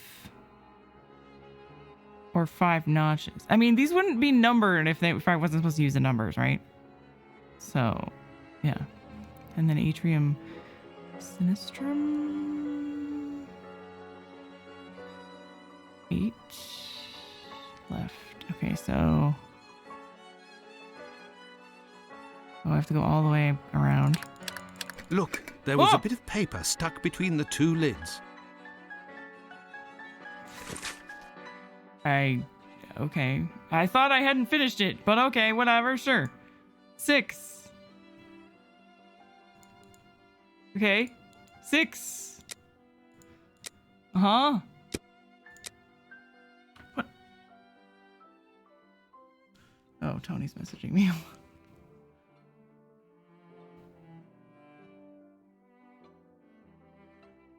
Okay. It's not important. Good Lord, it's already almost 4. Where the what? How am I supposed to do that? Oh. Interesting.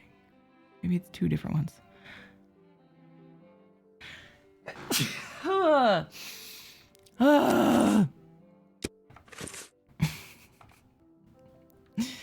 Okay, I gotta get out of here. Go back in again. There is a heart in this jar.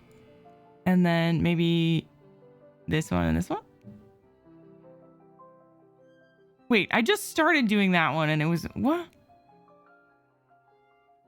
I don't understand.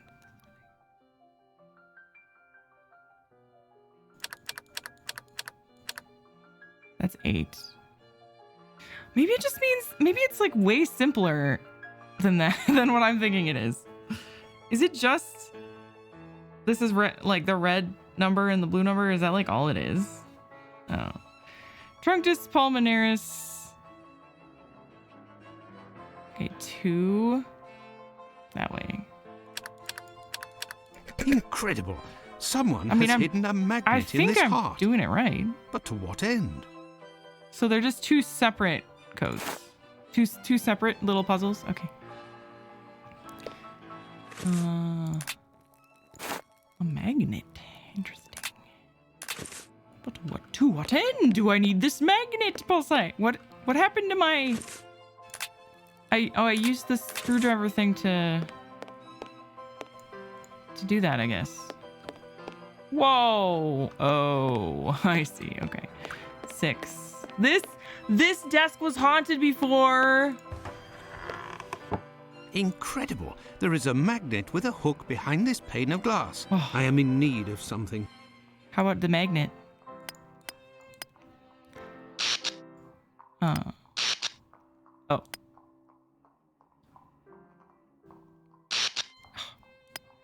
Dang it. What? I wasn't hitting anything. Oh, maybe I accidentally hit that. Okay.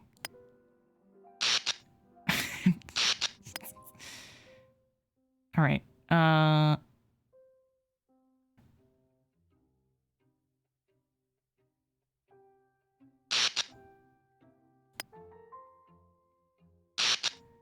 Interesting.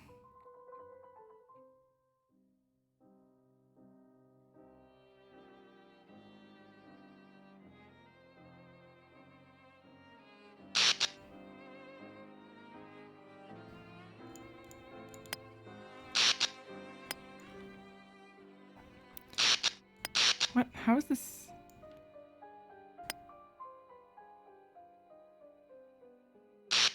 What? How the heck is this possible?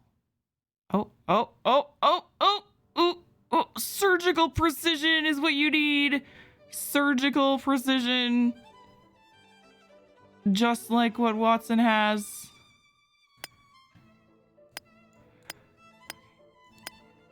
Oh, but then can I use the magnet to get that thing? Or did I use the magnet already to do this? Oh, there we go. There, I got it. all done. Just had to Holmes couldn't have done better finagle in a little bit. Oh, now it's haunted again. It's haunted. A hole. I can make out something inside, but how to get it out? I will need a hook. A hole. Well, that is handy. I found it.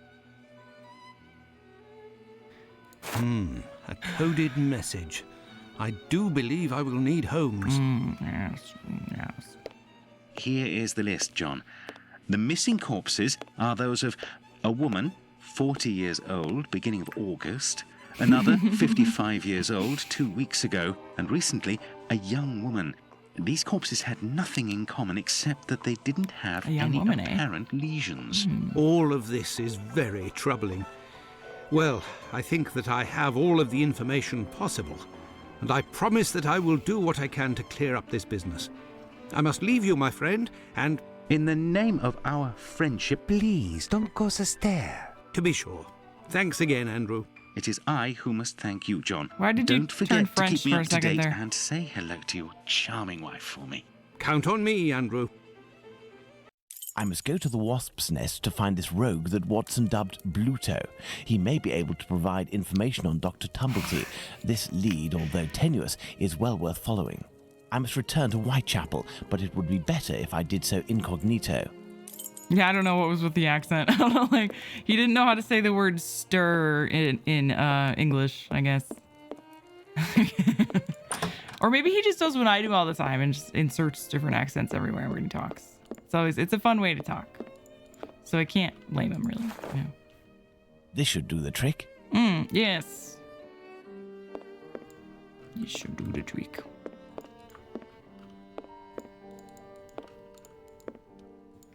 Clicky, clicky. Sadly, though, we're gonna have to stop soon. Let's snoop in Watson's room. This haunted cabinet must be a usable item later. Haunted by darkness. Where did you say we were going? I don't remember what you even said. What did he say? I don't know. It's going somewhere shady. Is there a blip? You want to go to the London Hospital? I have no reason to.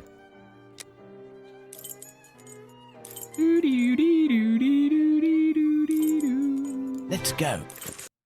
I guess we're going there. To the pub. Oh, to Bluto thing. Let's go to the wasp's nest. All right, thank you, Chad. All right. Let's go to the wasp's nest. I wasn't paying attention at all. Whoa. Hey, guys. What's up? Oi, what'll it be to drink, Gav? There's something here. There's something here. I need something. Classic. There's something here. I need something.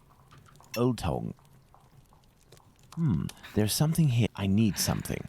You need an old tong? Old tong. It's a tweezer. There's something here. I see a jewel. It's fallen between the floorboards. What? Spoon! We need the spoon. Get the spoon. Oh, no. No. Oh, no. Is this what I'm going for? Or what? Is that, what's this? I don't even know what that is.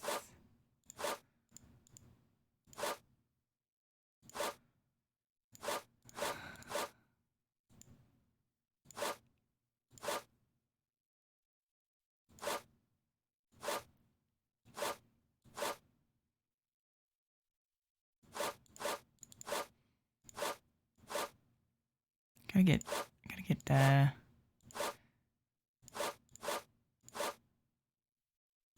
interesting.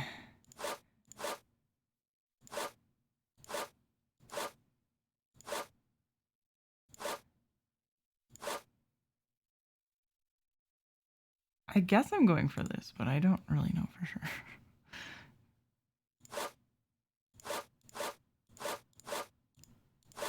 And get that over there, and then get this over there, and get this over there.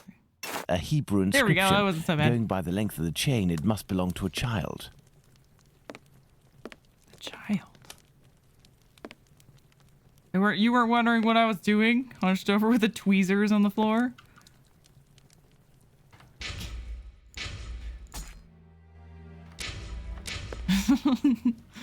The more egg tong, yes. Hello there. You looking for a gas man? You really a gasser? You sure it isn't a bobby? Well, if you don't need me, I'll be on my way then. I've already been paid up. Stay. Who paid you? A doctor, Marston, I think he was. He told me you'd talk to me about a foreigner, name of Tumblety, if I did you a favour. Right, mate. Might happen. Well, what should I do? What is it you need me to do then? Listen to me. At the end of Whitechapel, there's an abandoned dump of a house. Opposite Finley's boarding house. Ha! Upstairs in the mess where the gas pipes are, you'll find a sack with something heavy inside. If you look in, you'll regret it here. You find it, you bring it here, and you don't tell a soul, right? Got it. And then you'll tell me about this Tumblety so that I can report back to the doc? Yeah, doctors know people. And since you is here, it's because he'll move mountains for his American. Me, I don't know much. But you can tell him that he'll have to talk to Squibby. He seems to know lots about plenty. When you come back with a sack, I'll tell you what he needs to tell Squibby so that he snitches on the yank to him.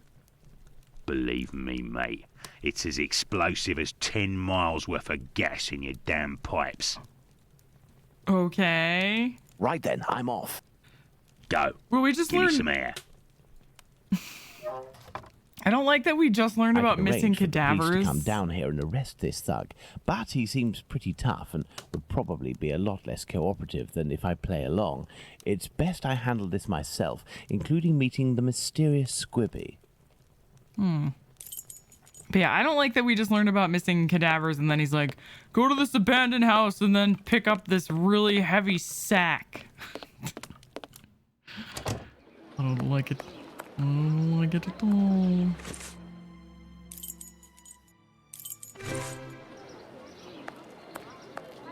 It's the abandoned house that Bluto pointed out to me. He must have set up his hideout there. There's a strange smell coming from this old building. Yeah. Hello. Good day, Finley. Good day, sir. Have we met before? It's me, Sherlock Holmes, but I don't want it to be known that I'm here. Can I count on you? Certainly, Mr. Holmes. I shall be as silent as the grave. Yeah. I know. Lieutenant, I know Dr. it's for. Tumblety, is he here? I don't think so. But go and find out. It would seem we've been having some gas problems. Don't talk to me about it. The problem is from the abandoned house not far from here, but nobody has come to take care of it. Perhaps I could go and take a look. Oh, a ladder? Do you have a ladder? No, but I think in the pile of wood under the stairs there is one in pieces. Oh. And if you also need something from the scrap heap, some old tools or who knows what, feel free to take it, Mr. Holmes. But leave the dishes in good condition. Thank you, and goodbye. Goodbye, Mr. Holmes. All right. So we have to build a We're just gonna... How are we gonna build a ladder out of those things? Oh, those like 4 little tiny pieces. An IKEA ladder. Yeah. Oh, boy. That's very silly. All right. Well, it is 4:03 p.m. as you can see on my saved game. That means I gotta go pick up the little dude from daycare. So we will be continuing Sherlock Holmes versus Jack the Ripper tomorrow. All day long. So if you're having a good time, stop by tomorrow for more of this and for more game giveaways. Maybe I'll do 2 tomorrow. 2 game giveaways tomorrow. I did order like a snack box of British, well, it's more like snacks from the UK area. But I was hoping to do like also a segment where I taste some snacks that Sherlock might have had if he was alive today. Amazon didn't give me a lot of options. So the only problem is I don't know when it's gonna arrive, so it might not be here till like next week actually. And oh yeah, another thing I ordered too was a Hercule, I ordered a mustache.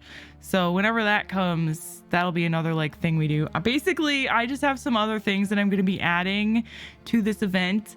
So hopefully as time goes on, it gets more and more silly. That's my plan anyways. It's just like, it's a little bit, everything didn't come together exactly when I wanted to on day 1, but in the next few days, hopefully it gets pretty spicy around here with all the mystery solving we're going to do. And don't forget to check the list of games down below on the little calendar thing where it says what I'm playing. And in case you want to catch a specific one. And again, I'm going to put all these VODs on the Lilia Live channel. So if you miss a stream or miss a game from this month, you can watch it there, not on LILIATV.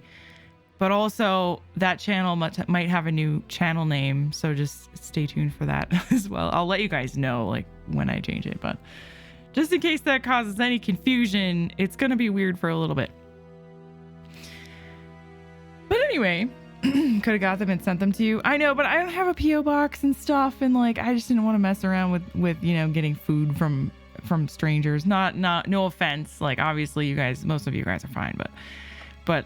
Yeah, I don't know. I may open a P.O. box at some point, but I still don't really know about like people sending food to me. I'm not really sure about that. So you never know. People are weirdos. People are weirdos. Not you guys, but people. Stash hype. Yes, they're fancy mustaches too, so I hope they work out pretty well. Anyway, tomorrow, more cheese right here, same place, same time. I'll see you guys then. Thank you so much for being here. Thank you for the support and the cheese and for your eyeballs as usual. I'll see you then. Bye. Bye, friend.